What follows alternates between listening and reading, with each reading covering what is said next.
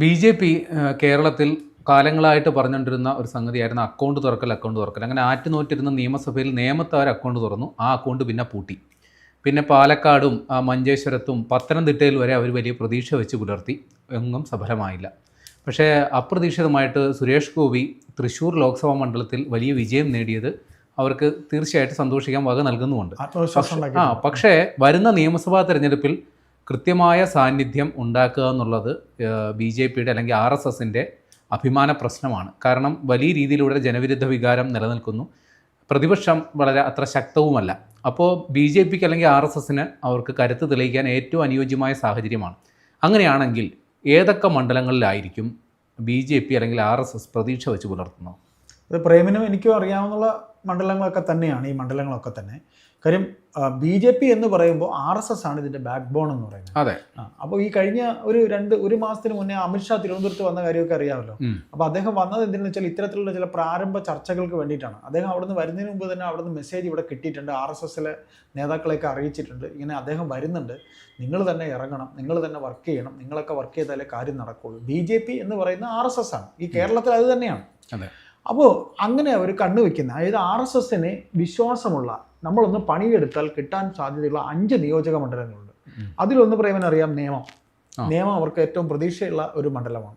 ശരിയാണ്, നേമത്തെ അത്ര കണ്ട് ഈ ആർ.എസ്.എസും ബി.ജെ.പിയും സ്ട്രോങ് ആണ്. പിന്നീട് അവർക്കുള്ളത് കഴക്കൂട്ടത്താണ്. കഴക്കൂട്ടത്ത് എത്രയോ തവണ നെക്ക് ടു നെക്ക് മത്സരം ഉണ്ടായിരുന്നതാണ്. വി മുരളീധരൻ ഇഞ്ചോടിഞ്ച് മത്സരം ഉണ്ടായിരുന്നതാണ്. വി മുരളീധരനും ശോഭാ സുരേന്ദ്രനും ഒക്കെ മത്സരിച്ചതാണ്. പിന്നീടുള്ളത് പാലക്കാടാണ്.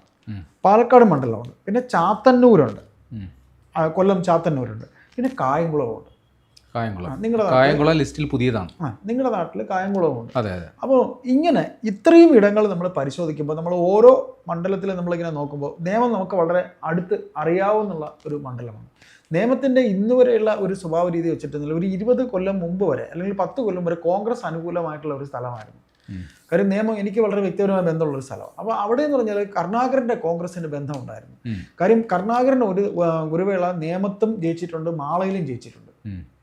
പിന്നീടാണ് അദ്ദേഹം നേമത്ത് തോറ്റുപോയി, മാളയിൽ മാത്രം അദ്ദേഹം ഒതുങ്ങിയത്. അങ്ങനെ വന്ന് നേമം കോൺഗ്രസിൻ്റെ കയ്യിൽ നിന്ന് പതിയെ ഈ കോർപ്പറേഷൻ ഇലക്ഷനൊക്കെ വന്നു കഴിഞ്ഞപ്പോൾ ബി.ജെ.പിയുടെ കയ്യിലേക്ക്. ഇപ്പം അനിൽ എന്ന് പറയുന്ന ആ കൗൺസിലറൊക്കെ നേമത്താണ്, അദ്ദേഹത്തിൻ്റെ മണ്ഡലമൊക്കെ. നേമത്തെ ഏറ്റവും കൂടുതൽ ബി.ജെ.പി. കൗൺസിലർമാരുള്ളൊരു സ്ഥലമാണ്. ആ ഏരിയയൊക്കെ ബി.ജെ.പിയുടെ കയ്യിലാണ്. അപ്പോൾ ഇനിയിപ്പോൾ കേൾക്കുന്നത് നേമത്തെ രാജീവ് ചന്ദ്രശേഖർ മത്സരിക്കാൻ പോകുന്നു എന്നൊരു വാർത്ത കേൾക്കുന്നുണ്ട്.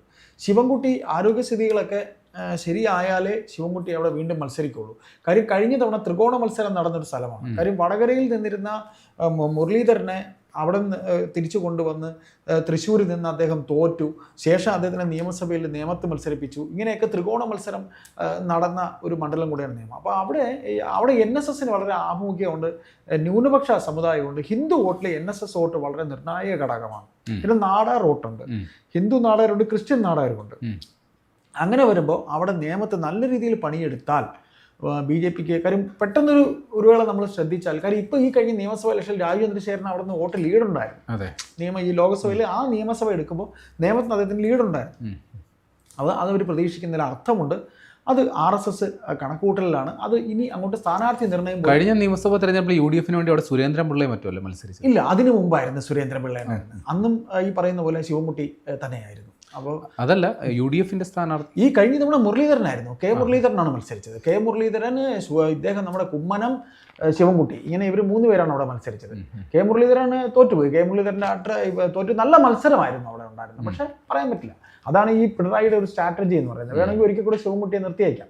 അപ്പോൾ അങ്ങനെ പറയുമ്പോൾ നേമത്ത് അതാണ് ചിത്രം. പിന്നെ കഴക്കൂട്ടത്ത് ഇപ്പോൾ കടകംപള്ളി സുരേന്ദ്രനാണ് ജയിച്ചുകൊണ്ടിരിക്കുന്നത്. കടകംപള്ളി സുരേന്ദ്രനും ശോഭാ സുരേന്ദ്രനും മത്സരിച്ച് സ്ട്രോങ് മത്സരം ഉണ്ടായിരുന്നു ഈ കഴിഞ്ഞ നിയമസഭാ ഇലക്ഷനിൽ.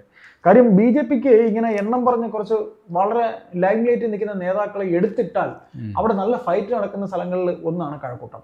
കാര്യം കഴക്കൂട്ടം ഈ കഴിഞ്ഞ ലോക്സഭാ ഇലക്ഷനിൽ ആറ്റിങ്ങൽ മണ്ഡലത്തിൽപ്പെട്ട സ്ഥലമാണ് കഴക്കൂട്ടം. ഈ കഴക്കൂട്ടത്ത് ഇപ്പോൾ പാർട്ടി CPM-നകത്ത് ഭയങ്കര വൻ വിഭാഗീയത നടക്കുന്നുണ്ട്. ഈ ജോയി തോറ്റത് തന്നെ 800 വോട്ടിനെങ്ങാണ്ടാണ് ജോയി തോറ്റത്. CPM ജില്ലാ സെക്രട്ടറി ജോയി മത്സരിച്ച് അടൂർ പ്രകാശ് ജയിച്ചതാണ്. അതിനു മുമ്പ് സമ്പത്ത് തോറ്റ സ്ഥലമാണ്.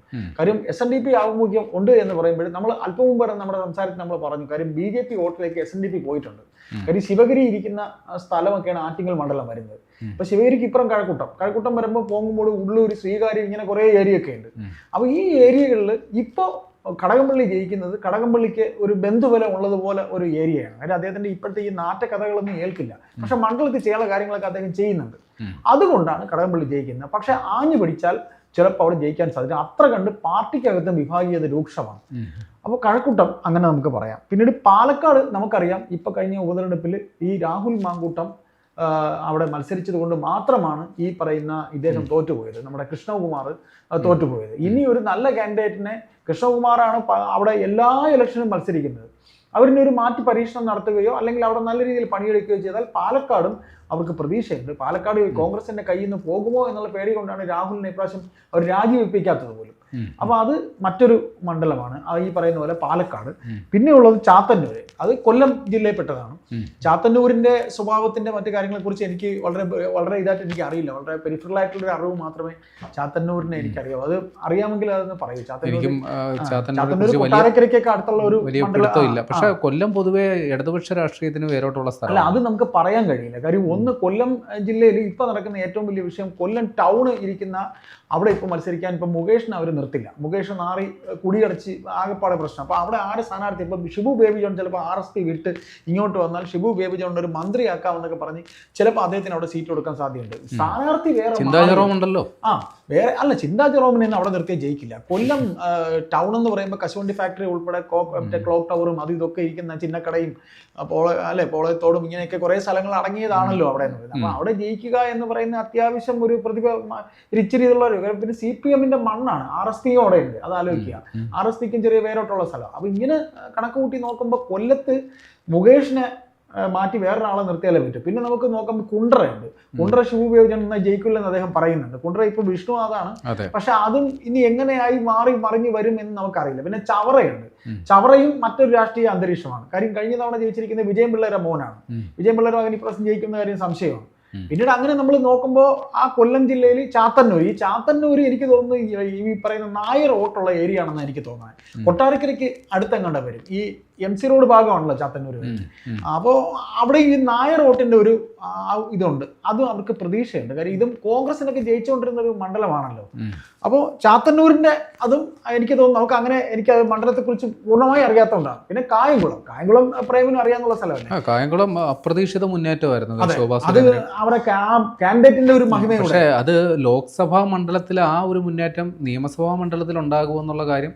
പക്ഷെ അത് നമുക്ക് എങ്ങനെ അറിയോ, ഒരു പ്രതീക്ഷയ്ക്ക് വകയുണ്ടാക്കുന്നത്, ഒന്ന് അവിടെ നിർത്തുന്ന ഒരു ഈഴവ കാൻഡിഡേറ്റ് ആണ്, പ്രത്യേകിച്ച് ശോഭയാണ് എന്നുണ്ടെങ്കിൽ ഒരു വശം. രണ്ട്, ഈ പറയുന്ന പ്രതിഭാഹരിയെ മാറ്റാനുള്ള സാധ്യതയുണ്ട്.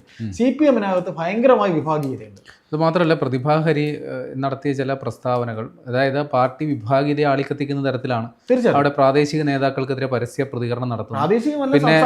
പിന്നെ അവിടെ വലിയ ഭൂരിപക്ഷം മുസ്ലിം സമുദായ വോട്ടുകളുണ്ട്. അപ്പൊ അതിൽ ഈ ജമാഅത്തെ ഇസ്ലാമി വെൽഫെയർ പാർട്ടിനെയൊക്കെ അതിന്റെ നേതാക്കളെയൊക്കെ പരസ്യമായിട്ട് തള്ളിപ്പറയുന്ന നിലപാടെടുത്ത ഒരു ആൾ കൂടിയാണ് പ്രതിഭാഹരി. പിന്നെ 2 ടേമോ 3 ടേമോ മറ്റോ ആയി. അപ്പൊ അതുകൂടി പരിഗണനയിലുണ്ടാവും. അപ്പോൾ ഇനി എനിക്ക് തോന്നുന്നു അവിടെ UDFന് ഒരു പക്ഷേ M ലിജുവോ അല്ലെങ്കിൽ ഹരിതാ ബാബുവോ,